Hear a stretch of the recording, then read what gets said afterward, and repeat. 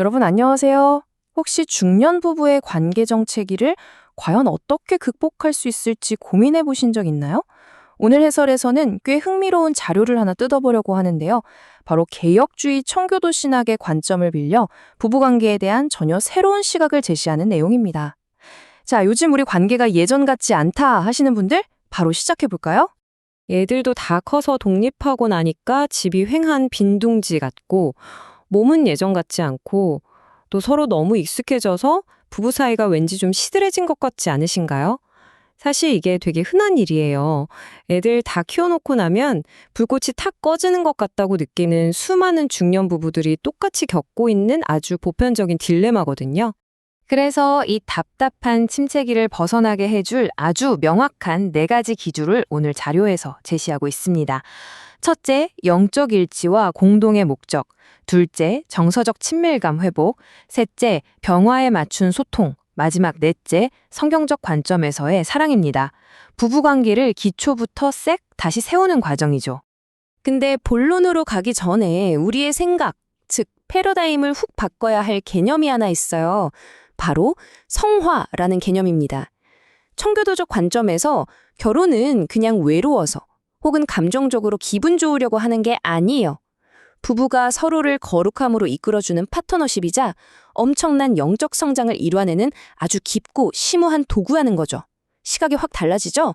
자, 그럼 첫 번째 기둥, 영적 일치와 공동의 목적입니다. 여기서 말하는 근본 원리는 진짜 강력해요. 두 사람이 영적인 차원에서 딱 연결되잖아요?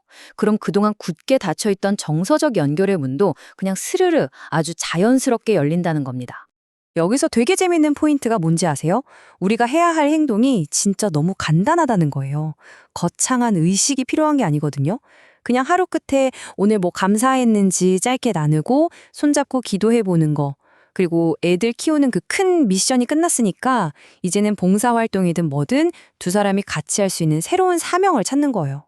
이런 소소한 실천들이 우리 관계에 완전히 새로운 생기를 훅 불어넣어 줄 겁니다. 바로 이어서 두 번째 기동, 정서적 친밀감 회복으로 가보겠습니다. 이번에는 왜 우리가 가만히 시간이 해결해 주겠지 하고 놔두면 안 되고 정말 의도적으로 친밀감을 다시 쌓아야 하는지 그 이유를 살펴볼게요. 중년 부부들이 진짜 많이 빠지는 함정이 하나 있어요. 바로 당연함입니다. 남편이 알아서 쓰레기 버리겠지? 아내가 알아서 밥 차리겠지? 이런 막연하게 가정하는 익숙함의 함정에서 무조건 빠져나와야 해요. 그 대신에 상대방의 수고를 콕 집어서 알아봐주고 감사함으로 바꾸는 아주 적극적인 태도 전환이 필요합니다. 진짜 쉽고 확실한 방법 알려드릴까요? 이 문장들 당장 오늘 일상에서 써먹어 보세요. 오늘 국 진짜 맛있다. 오늘 운전하느라 고생 많았어. 이 자료가 제안하는 이런 아주 사소한 말 한마디가요. 사실은 배우자에게 평범한 고생을 가장 가치 있게 만들어주는 진짜 강력한 인정의 언어거든요. 그래서 이 부분에서 꼭 짚고 넘어가야 할 아주 중요한 시사점이 뭐냐면요.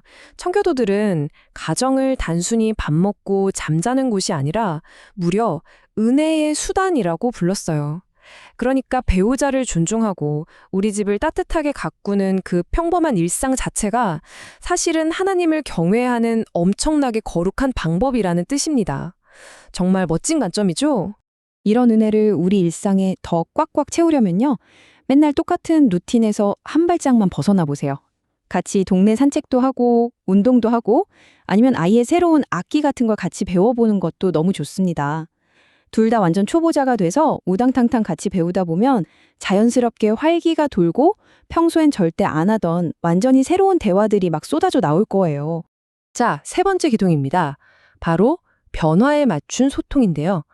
지금까지 해온 이런 노력들이 중년이라는 시기만에 참 독특한 몸과 마음의 변화에 맞춰서 우리의 소통 방식을 어떻게 다듬어 주는지 한번 보시죠. 사실 중년이 되면 몸도 변하고 갱년기도 오고 참 예민해지기 쉽잖아요.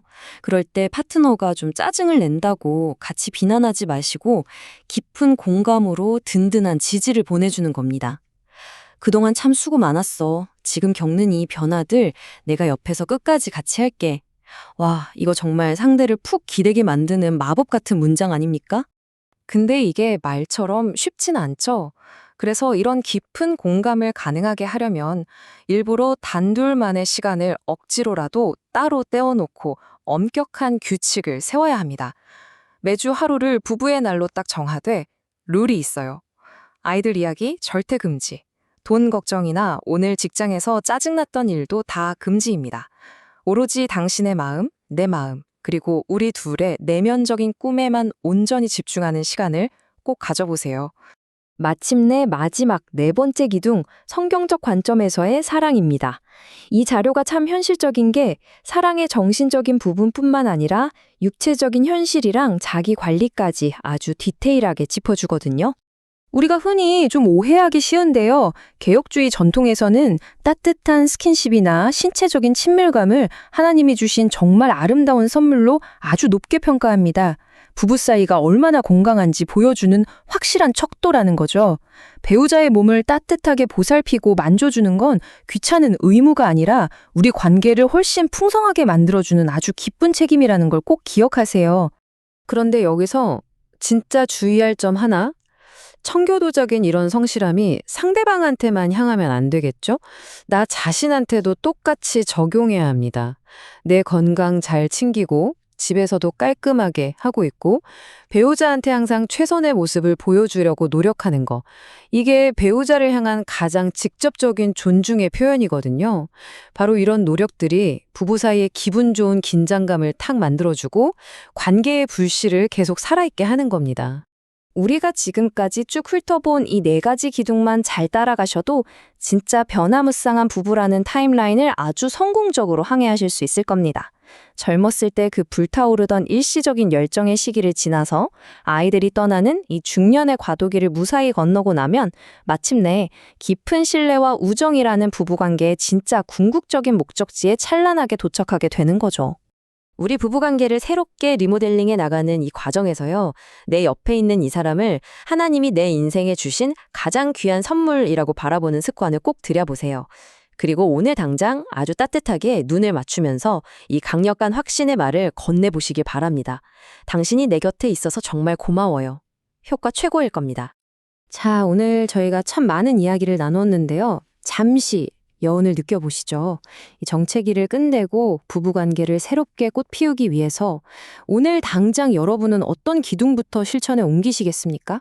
평생을 함께할 깊고 단단한 우정을 위해 지금 바로 내디딜 수 있는 아주 작고 사소한 첫걸음 하나를 꼭 고민해 보시길 바랍니다. 여러분의 의미 있는 그 한 걸음을 저도 응원하겠습니다.